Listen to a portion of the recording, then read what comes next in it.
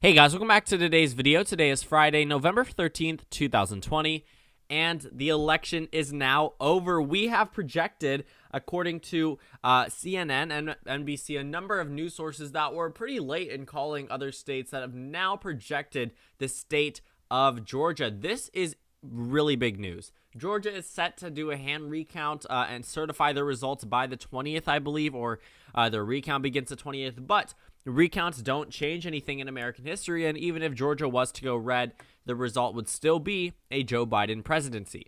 So, the reason why I'm making a video about this is because I felt that it was necessary to update you guys that now we have every single state called. I updated you guys that North Carolina had been projected to go to Donald Trump, that a number of other states have been called, but the final map, ironically, ends up with the same exact results as 2016.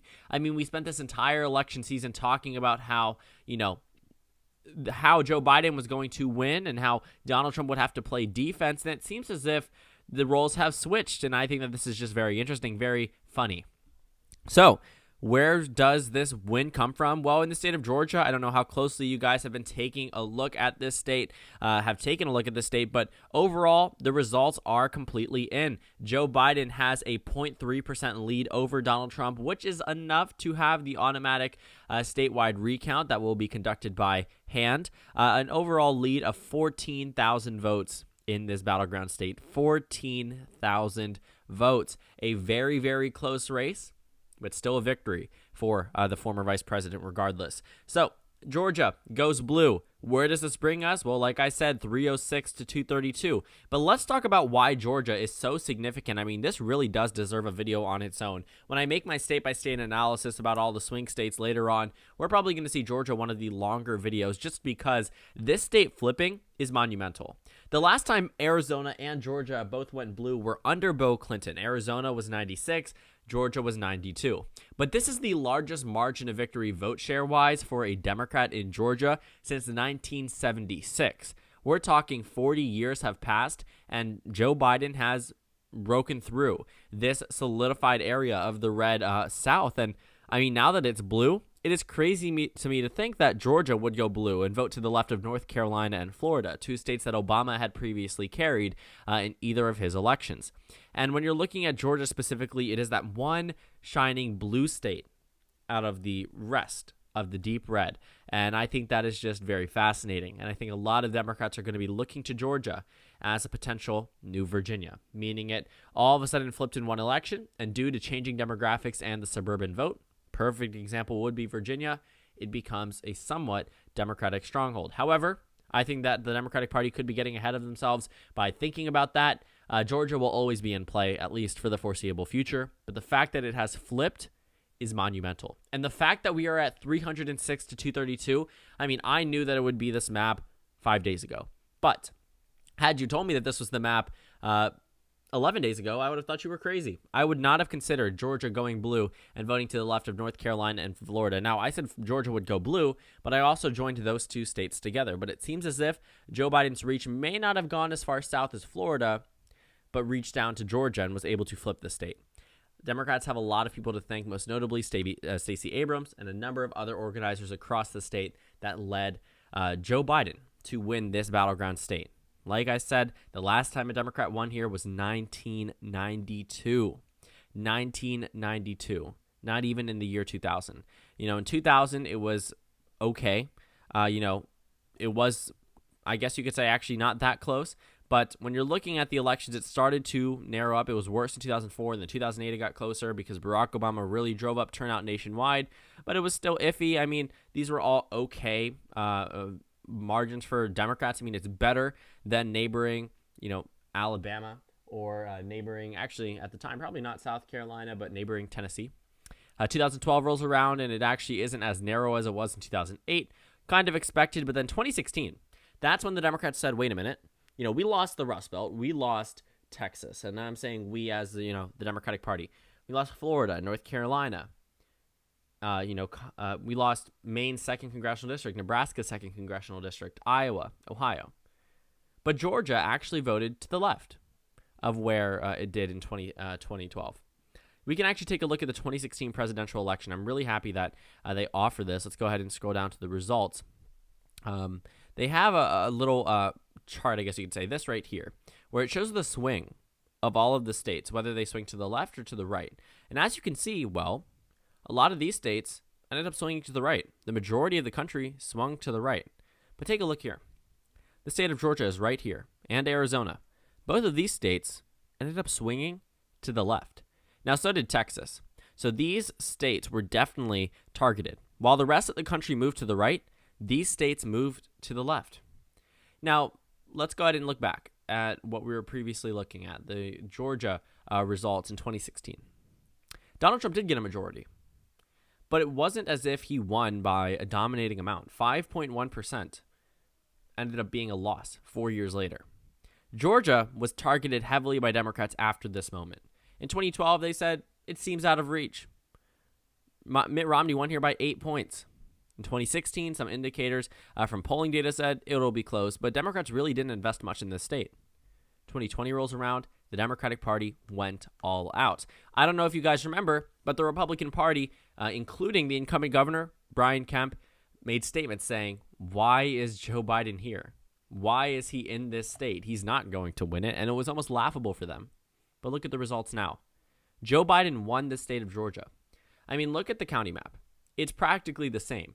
It was just driven up turnout and support amongst the Atlanta suburbs and a couple of other counties that really helped Joe Biden solidify this victory. Look at the predictions. Not one had them in the Republican column, but Tilt D and Lean D were very few. There weren't that many, and most of it was just a toss-up. That's all we saw. Almost everyone considered it to be a toss-up.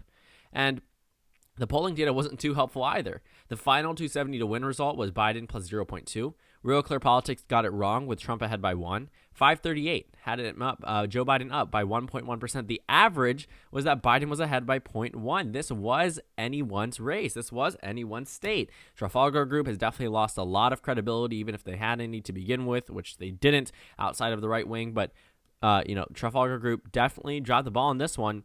Joe Biden did very well in this state. And now that we have a projection in it, we are done. I mean, yes, I'm going to still talk to you about the 2020 election, but we are done with election week. We are done with election week 2. We are done with the results. We know who's going to win each state. I don't really care about the recounts. I don't really care about the impending lawsuits. President Trump is 0-12. You cannot spin that and say it's going to go in his favor at some point. Michigan judge threw it out. Pennsylvania threw it out. Georgia threw it out. All of these states are saying, no, there wasn't voter fraud. And when you're looking at the cases that Trump is and his legal team is bringing up to the courts, they're trying to use issues with the ballots as a way of saying there's voter fraud. Nationally, they're saying there's voter fraud, but when they get to the courts, they say they made a mistake, throw out their vote. They made a mistake, throw it out. That's not democracy, number one. And number two, because there is no substantial proof of voter fraud, some of these states aren't even considering a recount. Pennsylvania, not having a recount. Georgia only has one because it's within the margin that it needs to be in order for a recount. But at the end of the day, not much is going to change. Joe Biden has won 306 electoral votes. He flips the states of Arizona, Wisconsin, Michigan, Pennsylvania, and I think it's very surprising to us all when I say this, Georgia. We saw a very realistic map where the Rust Belt went blue and Arizona went blue. Or we saw a realistic map where the Rust Belt went blue, Arizona went blue, and so did Florida. Or where Florida went blue, but Arizona went red, and the Rust Belt went blue. We never really considered the possibility that Georgia would vote independently of North Carolina and Florida. But here we are. In one of the highest turnouts we've ever seen, percentage-wise, one of the highest turnout we've ever seen, vote-wise, and electoral count, somehow we've mimicked the 2016 presidential election just with the flip. I mean, Donald Trump did well. I will say that he received more votes than any presidential candidate in history, except President-elect Biden. President Trump held on to Texas. He held on to Iowa. He held on to Ohio, North Carolina, and Florida. But it simply was not enough. We knew going into this that Donald Trump needed to carry all of the swing states to win the election. He only got 5 of them. Joe Biden got an additional 5. And the fact that he was able to flip Georgia, I mean, I'm going to be talking about this for a year at least, because the fact that Georgia is that one blue part of the entirety of the South, except for the state of Virginia, I think that's fascinating. I think this is insane. I think that the Georgia GOP is probably looking at what went wrong and heading into the January 5th the January 5th runoffs with a lot of energy. But the thing is, the Democratic Party desperately needs that Senate majority. They may narrowly get the House majority, but they can't do anything without the Senate. And I think they are going to try extremely hard to win those Senate races. And Joe Biden's performance in Georgia proves to us that with just a little bit of support from the suburban voters and high turnout amongst the Atlanta area, the Democratic Party can win in Georgia, as they've done in this election. So major recap, we are finished. We are finished with the 2020 election results. All of the states have been called. But the final result is the same exact one from 2016, just with different states. So thank you guys so much for watching this video. Make sure to comment down suggestions below. Subscribe on the left if you haven't already, and check out the Instagram and Twitter. At the bottom left of the screen, there's also a Discord server for you to go ahead and join. On the screen, there's a video you can watch and then a playlist for my 2020 post-election videos. Again, thank you guys so much for watching, and I will see you all tomorrow.